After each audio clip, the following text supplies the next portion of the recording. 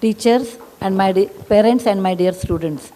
It gives me enormous joy for me to come to school than any other place for various reasons. A, I am a granddaughter of a school teacher. B, I am a daughter of a professor. C, I am the daughter-in-law of a school teacher. D, I myself, I am a teacher. I used to teach computer science in Christ University, and later I became so irregular than my own students. Then I said I will come on a management than a teacher because of my hectic schedules. Children give me enormous joy because they are innocent. And this is the first time I am addressing any school in Bombay. I have not addressed any school in Bombay. I have come only for the...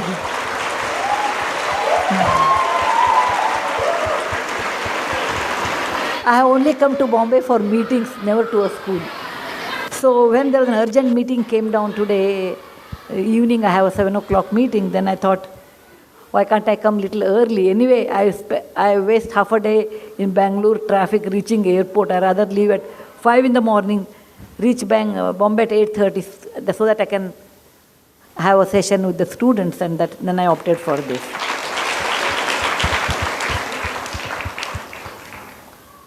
I will tell you one small story. I am a grandmother of 2 grandkids. Like today's how grandkids are there, they are like that, normal. Okay, that means more talking and less listening. And my granddaughter's name is Krishna, and she told me they live in London. One day I told her to eat banana fruit. You know, we India consider it's a good fruit. Eat, and then she said me, Ajji, give me she calls me Ajji, like any Kannada grandmother is called, or Maharashtrian grandmother is called. She said, Ajji, give me a set of reasons why one should eat banana, a 5 years kid. Okay? I said, okay, I will tell you a story, and then you feel like eating, you eat. I said, there was a rishi by the name Durvasa. I'm sure most of you know. Durvasa is a fellow, wherever he goes, he gives shapa, he curses. He gets so upset so fast. So there was a rishi by the Durvasa who was a very short-tempered fellow. Whenever he used to go to anybody's place, they used to get scared of him. Why this fellow has come, let him go as early as possible. I'm sure when you are not a nice person, nobody welcomes you. One day his wife told him, look, people, when you go, people run away. Whereas I've stayed with you for such a long time, don't you think I deserve a boon or a special gift? First he was very upset. Then he said, okay, fine, I'll give you a special gift. What do you want? She said, I want a fruit which is not grown in Devaloka or up above heaven, which is grown on the earth. Yet it should be used to worship God.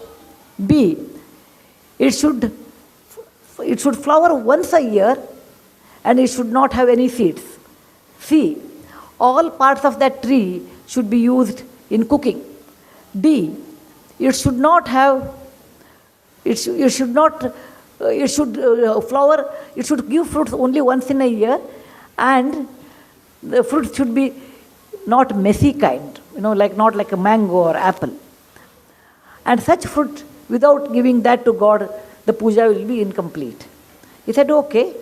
He made a tree and gave the fruit to the god, and then he called that, her name was Kadali, so he called that fruit the Kadali Phala. Kadali in Sanskrit became banana in English later. So whatever banana tree you see, that is the intelligence of a woman who told her husband the kind of fruit which is easy to eat, whose leaves are used for eating, whose bark is in the stem is used in cooking, whose flower is used in cooking, which flowers once a year, and there are no seeds. So I told, it's such a great fruit on the earth. If you don't want to eat Krishna, you don't have to eat. But only learned people eat this one. Suddenly Krishna became upset. No, I want to be a learned person, and took the banana and ate. What I'm telling you is, though every generation, it's really wrong to tell that our generation has a lot more stress. That is totally wrong. Parents, please remove it from your head in case you have such things. I was in Egypt about 15 years back, Then I took on Egyptology, that is a person who knows how to read hieroglyphy, who knows more about Egyptian history, and went to one place which is 7,000 years old, and there I saw the pyramid. Inside the pyramid there was hieroglyphy, so I asked that fellow, what it is written here, you tell me. This fellow told me, the builder of Egypt pyramid have written about next generation. Next generation doesn't respect time, doesn't respect money, doesn't respect elders. They have less common sense, they are less hardworking. I really do not know how they will survive. Suddenly I felt like, my parents talking to me like that. Every generation feels next generation is less than ours. We are very hardworking, we talk. No, that is really not true. Every generation has their own plus and minus. Some totally same. Any mathematics teacher or any students who love mathematics will appreciate this. What is 1 by 2? Half.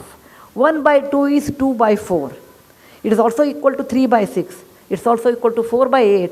It's also equal to 16 by 32. The moment I say 1 by 2 and 16 by 32, 16 is a huge number, 1 is small, but the ratio remains the same.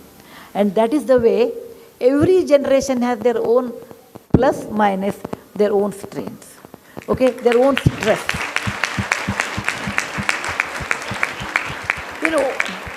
In olden days, how parents were worried, I know. I have seen my great-grandmother, my grandmother, my mother and me, and my daughter, 6, 7 generations I have seen. They were always worried about disease because there was no antibiotic in those days. If the child gets fever, the mother would have been panicked. Today you go to a pediatrician. In those days it was not there. Next generation I have seen there is no connectivity. Coming to Bombay is once in lifetime, particularly from people from Karnataka.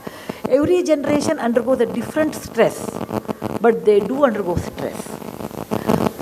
Now coming to this topic, they told me that you have to address parents. I said I wanted to address students actually, but if parents are interested, I can. But students may get bored. I want to tell something to students and then I will address parents. Students, you should understand one thing. When you are in school, somebody looks after you. Your teacher, your parents look after you. They will tell you some good words and you really get bored. When they start sermon, your mind goes away somewhere. Because I was also a student once upon a time. Too many things someone tells you, then you won't like it, actually. You won't like it. And too many things we should not tell also. If we want to tell parents, you should always tell in the form of a story. Never tell directly. You should be hardworking. Always tell a story because that is more effective. As a child, you may not like it. But please remember, people who care for you only will tell. Third person will not tell. In our hierarchy, in Indian tradition, we say first Matru Devo Bhava because mother is the one who is closest to you, she will tell. Then it's a father, Pitru Devo Bhava.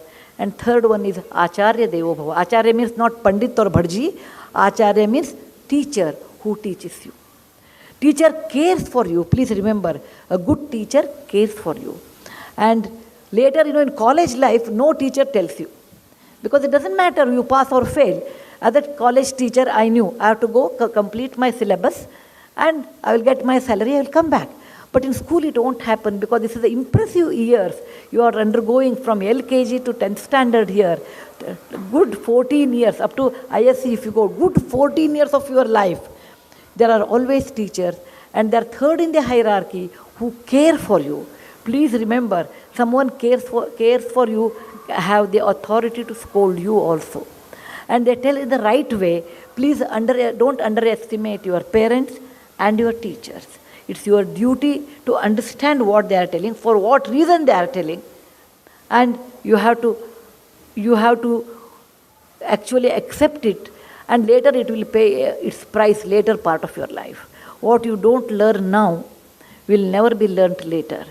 It is always false ideas. When I grow big, I will do. I don't know how many of you have rested my life. I just wanted to tell you, if you don't discipline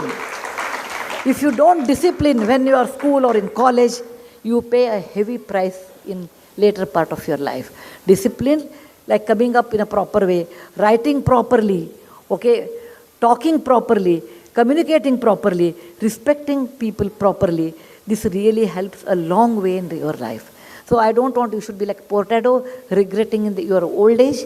You should remember that to be successful in life, there is no shortcut.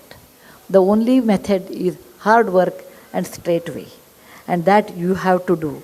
And remember one more part, that your school, you come as a raw product to school, like a raw material to school. School churns you out 14 years and takes you out as a finished good.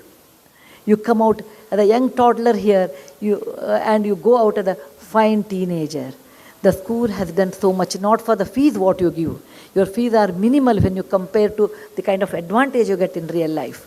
Your teachers, your parents, everyone put so much hard work to make you a young teenager. Please remember, the school is your alma mater. And when you grow big, when you make money more than what you need, you should always help your alma mater, because that is the place which has given you a life in real life. This I wanted to tell you. The budget of Harvard University is more than the Pakistan's national budget. The budget of Harvard University is run by its old students. Alma mater, they have old students in every university in US. Even in India, we have started that, but it is run by the past students who give their enormous, part of enormous wealth back to their college, because college or school does great work to make a fine human being. So a role of a teacher, role of a student is very important.